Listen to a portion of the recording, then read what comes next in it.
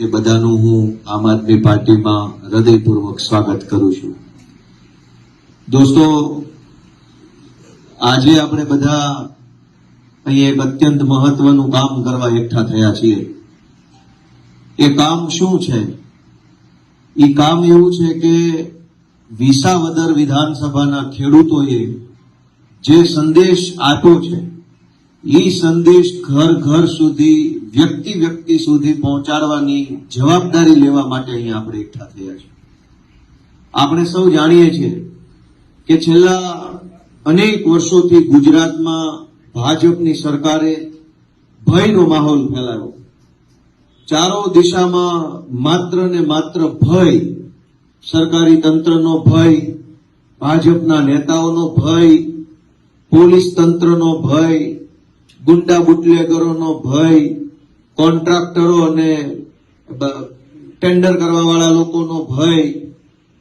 સિસ્ટમમાં બેઠેલો દરેક માણસ માત્ર ને માત્ર વ્યક્તિઓને, જનતાને દબાવવાનું કામ કરે, ભય આપે, ધમકી આપે, દાબમાં રાખે અને દબાણમાં રાખી અને જનતા ઉપર જુલમ કરે, એવું છેલ્લા 35-40 વર્ષથી આપણે જોતા આવ્યા છે. એક તબક્કો એવો આવ્યો કે આખા ગુજરાતની જનતાને એમ લાગવા માંડ્યું કે હવે આનું કાંઈ નહીં થાય, આ ભાજપને નહીં કોઈ હરાવી શકે, ગમે એમ કરો પણ છેલ્લે બધું હવે પછી ભાજપ જ નીકળે છે. એટલે એક હતાશા આવી લોકોમાં, નિરાશા આવી, ડર આવ્યો. હું કંઈક કરીશ ને મને કંઈક કરી નાખશે તો, અને હું કરીશ તો મારું ઉપજશે કે નહીં ઉપજે, મને કોણ ટેકો આપશે, મારે શું કામ કાંઈ કરવું જોઈએ, કોઈને વાંધો નથી તો મારે વાંધો નથી લેવો, મારે ચલાવી લેવું છે. આવા પ્રકારે હજારો લોકોમાં એક હતાશા આવી ગઈ, એક નિરાશા આવી ગઈ. અને નિરાશામાં ને નિરાશામાં હજારો લોકોએ કાં તો રાજકારણમાં રસ લેવાનું જ બંધ કરી દીધું, અને જેને રસ લેવાનું બંધ નહોતા કરી શકે એમ એ ભાજપમાં વયા ગયા. સરવાળે વિરોધ પક્ષો નબળા બનતા ગયા, જનતાનો અવાજ બંધ થતો ગયો અને ભાજપ છે એ માથે ચડતું ગયું ને દાદાગીરી કરતું ગયું. આ પરિસ્થિતિ 40 વર્ષ દરમિયાન થઈ. વચ્ચેનો ગાળો એવો આવ્યો કે ગુજરાતભરમાં અનેક નવા નેતાઓ આવ્યા. આમ જનતાને એમ થયું કે હાલો ભાઈ, આ કંઈક કરે એવો લાગે છે, હાલો. જેવા પાછળ લટક્યા હતા ભાઈ, ગબલીને વયા ગયા. બીજો નેતા આવ્યો, પબ્લિકે ટેકો આપ્યો, એને દગો કર્યો. ત્રીજા આવ્યા, એને દગો કર્યો. થોડો ઘણો જે વિશ્વાસ કે થોડી ઘણી જે આશા વધી હતી પબ્લિકની, એ બધી આશા કેટલાક દગો કરનારા નેતાઓએ તોડી નાખી. સરવાળે એવું છે કે હવે તો કાંઈ કરવું જ નથી. એવા હતાશા ભર્યા સમયમાં, એવા નિરાશાના સમયમાં પબ્લિક એક બાજુથી કેટલું કહેવા માંગતી હોય અને એક બાજુ કશું જ ન બોલી શકે, એવી લાચારી ભરી પરિસ્થિતિમાં વિસાવદરની જનતાએ ક્રાંતિ કરી. આમ આદમી પાર્ટીના ખોવડે કોડિયું કર્યું, પણ એનું અજવાળું આખા ગુજરાતમાં પહોંચ્યું. દોસ્તો, હવે એ સંદેશ, વિસાવદરે જે સંદેશ આપ્યો, એ સંદેશ આપણે વ્યક્તિ સુધી પહોંચાડવાની જવાબદારી આજથી આ હોલમાંથી લઈને બહાર જવાનું છે. સંદેશ શું આપ્યો વિસાવદરના લોકોએ? એમણે મહત્વના 3 સંદેશ આપ્યા છે. પહેલો સંદેશ કે ભાજપ પાર્ટી હારવાને લાયક પાર્ટી છે, ભાજપ પાર્ટી હારવી જ જોઈએ, આવી હલકી માનસિકતા ધરાવતી પાર્ટી ક્યારેય જીતવી ન જોઈએ. એ પહેલો સંદેશ વિસાવદરની જનતાએ આખા ગુજરાતને આપવાનું કામ કર્યું છે કે આ પાર્ટી ન જીતવી જોઈએ. ભાજપ, એનો અધિકાર નથી ચૂંટણી જીતવા ઉપર. એની માનસિકતા એવી છે કે સમાજના તમામ વર્ગ સાથે અન્યાય કરે છે, અને એટલે આ પાર્ટીને ક્યારેય જીતવા દેવાય નહીં. અને એટલે જ વિસાવદર વાળા તો ક્યારેય નથી જીતવા દેતા. ચૂંટણી જે આવી હોય એ આવી જાય, વિસાવદરમાં હોય એટલે પિક્ચર ક્લિયર જ હોય કે ફેલ થવાનું જ ભાજપ. તો વિસાવદરની જનતાએ પહેલો સંદેશ આપ્યો કે ભાજપ હારવાને લાયક પાર્ટી છે, કોઈ સંજોગોમાં જીતવી જોઈએ નહીં. એની કાળજી આપણે બધાએ લેવાની છે અને આ વાત લોકો સુધી પહોંચાડવાની છે. બીજો સંદેશ કે ભાજપ પાર્ટીને હરાવી શકાય છે, આ સૌથી મોટો સંદેશ એને આપ્યો છે. કરોડો લોકો એવું માને છે કે આને કાંઈ ન કરી શકાય. પણ વિસાવદરના આપણા શેઠા પાડોશી ખેડૂતોએ, માલધારીઓએ, રત્ન કલાકારોએ, ખેત મજૂરોએ, સામાન્ય વેપારી દુકાનદારોએ બધાએ ભેગા મળી સાબિત કરી બતાવ્યું કે ભાજપ શું, ભાજપના પિતાશ્રીને હરાવી શકાય એમ છે. આવો સંદેશ આપ્યો. વિસાવદરમાં ભાજપે શું તાકાત લગાવી? આખી ભાજપની સરકાર, તમામ ધારાસભ્યો, તમામ સાંસદ સભ્યો, કેન્દ્રના મંત્રીઓ, ગુજરાત સરકારના મંત્રીઓ, પોલીસ તંત્ર, તમામ બુટલેગરો, રાશન માફિયાઓ, રોડ માફિયાઓ, જમીન માફિયાઓ, વિસાવદર અને ભેસાણમાં અગાઉ સરકારી નોકરી કરીને ગયા હોય ને અત્યારે કંઈક બીજે બદલી થઈ હોય એવા માણસોને પણ અહીંયા પાછા બોલાવ્યા હતા અનઓફિશિયલી 10 દિવસ પૂરતા. એમાં અનેક પોલીસ અધિકારીઓ જેને વિસાવદર ભેસાણમાં અગાઉ નોકરી કરી લીધી હોય ને હાલ બોટાદમાં, અમરેલીમાં, સુરેન્દ્રનગરમાં, ભાવનગરમાં હોય, એને ચૂંટણીમાં અહીંયા અનઓફિશિયલ ડ્યુટી મૂકી હતી. તમે જેને જેને હાંચવા હોય એને આવીને કહી જાઓ કે આ ગુંડાને મત આપવાનો છે ભાજપના. અને બધા આવ્યા હતા.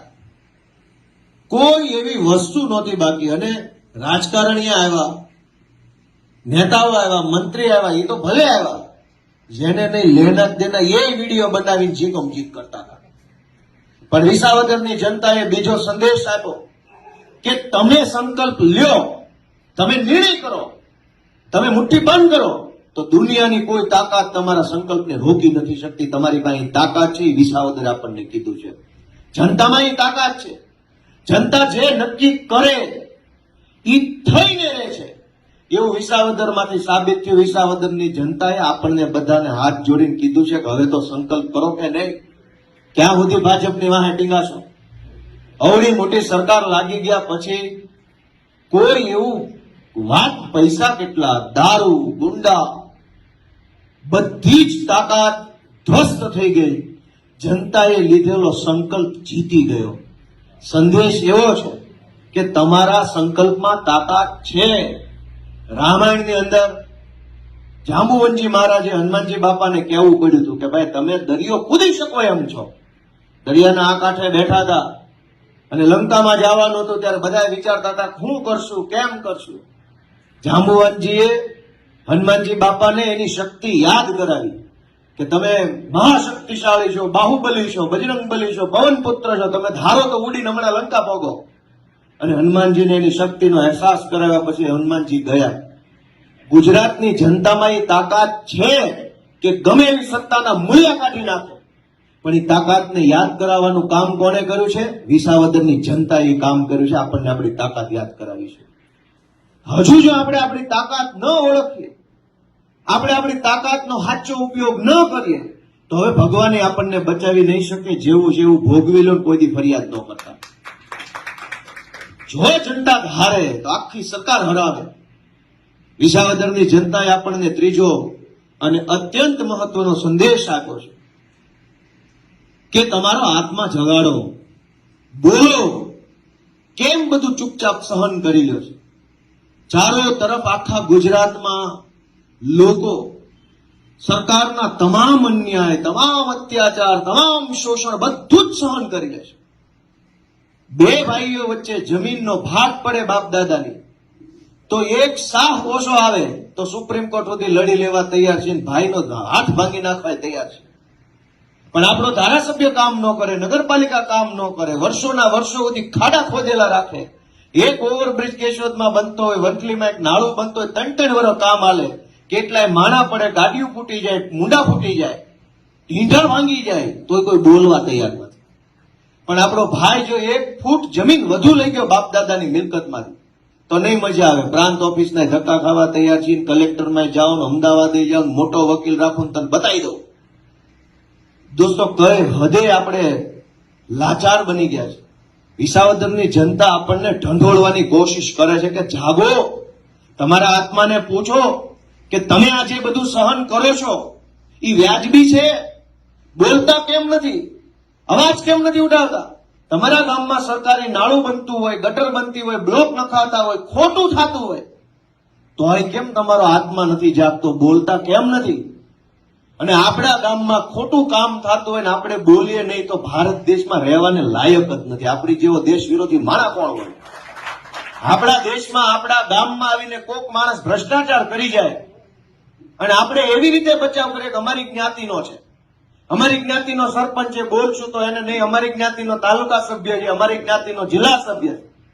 દોસ્તો, આ કઈ માનસિકતાએ આપણને કાયર બનાવવાનું કામ કર્યું છે વિચારો. આપણે તો ભારત વીરોની ભૂમિ, એમાંય ગુજરાત, એમાંય કાઠિયાવાડ. અહીંયા શૌર્ય, સમર્પણ ને બલિદાનનો કેવડો મોટો ઇતિહાસ છે. આ કાઠિયાવાડમાં, જુનાગઢમાં અહીં કેવા કેવા માણસો પાક્યા છે, કેવા કેવા વીર પુરુષો પેદા થયા. અને ઈ ભૂમિમાં આપણે એવા એના વારસામાં આવ્યા કે આપણે એક નબળું નાળું થતું હોય તોય ન બોલી શકીએ. તો આપણે ઇતિહાસના નામે કોઈ મહાપુરુષનું નામ આપણા મોઢે લેવાનો હક નથી. આપણે એનું નામ લે તો એનું નામ આપણે એનું નામ ખરાબ કરીએ છીએ. આપણે આપણા ગામમાં ખોટું થતું હોય, આપણા વિસ્તારમાં ખોટું થતું હોય, ખરાબ રોડ બનતા હોય, શાળા ખરાબ બનતી હોય, ખોટા બિલ મુકાઈ જતા હોય અને એક વિડીયો ઉતારવાની આપણા હિંમત નથી. વિસાવદરની જનતાએ આપણને સંદેશ આપ્યો છે, તમારા આત્માને જગાડો, ખોટું થતું હોય ત્યાં બોલો અને જે સાચું હોય એનો હાથ ચાલો, એવો સંદેશ વિસાવદરના ખેડૂતો આપ્યો. દોસ્તો, આપણને 3 વાત કરી કે ભાજપ હારવાને લાયક પાર્ટી છે, હારવી જ જોઈએ, ભાજપને હરાવી શકાય એમ છે. અને એ બંને કામ ત્યારે જ થાય જ્યારે ગુજરાતની જનતાનો આત્મા જાગે, માણસ પોતાની જાતને ઢંઢોળે, પ્રશ્ન પૂછે પોતાની જાતને કે હું જે કઈ રાજકીય કામ કરું છું એ ગુજરાતના ભલા માટે છે કે ગુજરાતને બરબાદ કરી રહ્યું છે. તમે કલ્પના કરો, ગુજરાતની અનેક સરકારી શાળાઓ એક શિક્ષકથી શાળા હાલે છે. આખી શાળામાં 200, 300, 400 વિદ્યાર્થી હોય, શિક્ષક માત્ર એક હોય. જ્ઞાતિના નામે આપણે મત તો આપીએ છીએ, પણ આપણી જ જ્ઞાતિનો છોકરો જે શાળામાં ભણે છે ત્યાં શિક્ષક નથી, એ વાતની ચિંતા આપણને થતી નથી. આપણી અંદરનો માણસ મરી ગયો હોય તો જ આવું થાય. આપણને આપણી જ્ઞાતિનો નેતા કોણ છે એ દેખાય છે, પણ આપણી જ જ્ઞાતિના એક છોકરાને ભણતર નથી મળતું, એની જિંદગી બગડે છે, એને મજૂરીઓ કરવી પડશે, એ ચિંતા આપણને કેમ નથી થતી? કેમ કે આપણી અંદરનો આત્મા મરી ગયો છે, માણસ મરી ગયો છે. હવે આપણે ખાલી હરતું ફરતું ખોખું વધ્યા છે. દોસ્તો, અમે તો વિનંતી કરીએ છીએ કે રાજકારણમાં તમે અમારા કરતા વધારે દુનિયા જોઈ છે, જાજા નેતા જોયા, જાજી પાર્ટી જોઈ છે, જાજા મત આપ્યા છે, પણ આત્મા ક્યારે જાગશે આપણા બધાનો? એ તો અમારી વિનંતી છે. હું, ઈશુદાન ગઢવી, પ્રવીણ રામ, રાજુભાઈ કરપડા, ચૈતરભાઈ વસાવા, યુવરાજસિંહ જાડેજા, આ બધા કોણ છે? એક સામાન્ય ઘર પરિવારમાંથી આવતા વ્યક્તિઓ છે. અમારો કોઈ રાજકીય વારસો નથી, અમારા બાપ દાદા ખાનદાનમાં કોઈ નેતા નથી. આ પહેલી પેઢીમાંથી અમે બહાર આવ્યા.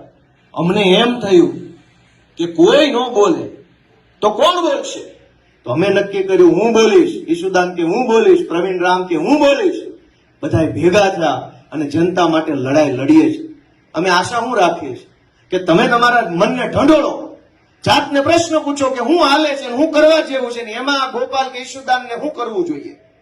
તમારું મન એમ કે ગુજરાતમાં હવે આ લોકોને આગેવાની હોપવી જોઈએ, તો અમે તમારી પાસે હાથ લાંબો કરીએ છીએ. ટેકો આપો, આશીર્વાદ આપો, પ્રેમ આપો. દોસ્તો મિત્રો, ગુજરાત આપણા બધા જેવા લોકોની રાહ જોઈ રહ્યું છે. ગુજરાતને બરબાદ કરવામાં ભાજપે કઈ બાકી નથી રાખ્યું. તમે વિચારો કે ચૈતરભાઈ વસાવા, એની ઉપર એવો આરોપ છે, સાચો હોય તોય શું, ખોટો હોય તોય શું. આરોપ એમ છે કે એક ગ્લાસ કાચનો ફેંક્યો ભાજપના કોઈ માણસ ઉપર અને જાનથી મારી નાખવાની 307 લાગી. આણંદ પાસે ગંભીરાનો પુલ તૂટ્યો, 15 થી 20 જેટલા લોકોનું ખરેખર મૃત્યુ થઈ ગયું. એ માણસની મરી જવાની કલમ ક્યાંય લાગીને એનો અર્થ એવો થયો કે ભાજપના માણસની ગ્લાસની કિંમત કરતા પણ માણસ મરી જાય એની કિંમત ઓછી છે. ગંભીરામાં માણસ મરી ગયા એની કોઈ કિંમત નથી, પણ ગ્લાસ ન વાગવો જોઈએ ભાજપના વ્યક્તિ. સેકન્ડ ક્લાસ સિટીઝન, બીજા દરજ્જાનો નાગરિક, ભાજપનો આગેવાની પહેલા દરજ્જાનો નાગરિક, એ આપણા કરતા ઊંચો, એ આપણા કરતા મહાન, અને આપણે બધા પછી એની નીચે, આપણે એના કરતા નાના, આપણે એના કરતા નિમ્ન. માણસ મરી જાય એની કોઈ કિંમત નથી. ભાજપ વાળાને ગ્લાસ નો અડવો જોઈએ. ગ્લાસ કરતા માણાના જીવની કિંમત સસ્તી કરી નાખે છે. અને છતાંય આપણામાંથી કોઈનો આત્મા ન જાગે, તો આપણે એમ સમજવાનું કે આપણી અંદરનો માણસ મરી ગયો, હવે ખોખું વધ્યું છે, ભલે ગમે ત્યાં ખોખું ફેર્યા કરે. આપણે સમાજમાં રહેવા વાળા લોકો છીએ. સમાજમાં બનતી દરેક દુર્ઘટના એના વિશે આપણને દાજવું જોઈએ. જે કંઈ પણ બને છે એ ભલે મારી હારે ન બને, પણ સમાજમાં બન્યું છે એનો અર્થ એવો થયો કે મારી આસપાસમાં બન્યું છે, માટે મને કંઈક થવું જોઈએ, મને કંઈક થઈ જવું જોઈએ કે આ ખોટું છે કે સાચું છે. પણ દોસ્તો, હજારો લોકોએ પોતાનો આત્મા હુવડાવી દીધો છે. વિસાવદરથી વિનંતી આવે છે, ખેડૂતો હાથ જોડે છે કે ક્યારે જાગશો, ક્યારે બોલશો, શું કામ નથી બોલતા, કોની બીક રાખો છો, અને બી જઈને મૂંગા રહીને ફાયદો શું છે? બોલશો તો કંઈક થશે, મૂંગા રહેશો તો શું થવાનું છે? ગુજરાતમાં રોજ સવાર પડે કંઈક ને કંઈક બ્રિજ તૂટી જાય, પેપર ફૂટી જાય, ડ્રગ્સ આવી જાય, બુટલેગરો પોલીસને મારી જાય. સરકાર એક જ વાતનું રટણ ચાલુ રાખે છે, કડક કાર્યવાહી કરવામાં આવશે. કડક કાર્યવાહી ગુંડા ઉપર તો થાય એવું ક્યારે આપણે જોયું નથી, પણ નાના માણસો ઉપર બહુ કડક કાર્યવાહી કરવાનું આપણે રોજે રોજ જોઈ રહ્યા છે. એક લાચાર ખેડૂત, ગરીબ માણસ પોતાના ખેતરે ઓયડી ઉપર એક લેમ્પ લગાડ્યો હોય તો વીજળી વિભાગ વાળા આવીને કડક કાર્યવાહી કરી જાય છે, દંડ આપી જાય છે, પાછળથી મેમા મોકલી દે છે, પુરવણી બિલ મૂકી દે છે, 35,000 50,000 લાખનો દંડ આપી જાય છે. લાચાર માણસ જોવો તો કડક કાર્યવાહી, અને કડક માણસ સામો આવી જાય તો લાચાર થઈ જાય છે આખી સરકાર. આ પરિસ્થિતિને કોણ બદલશે?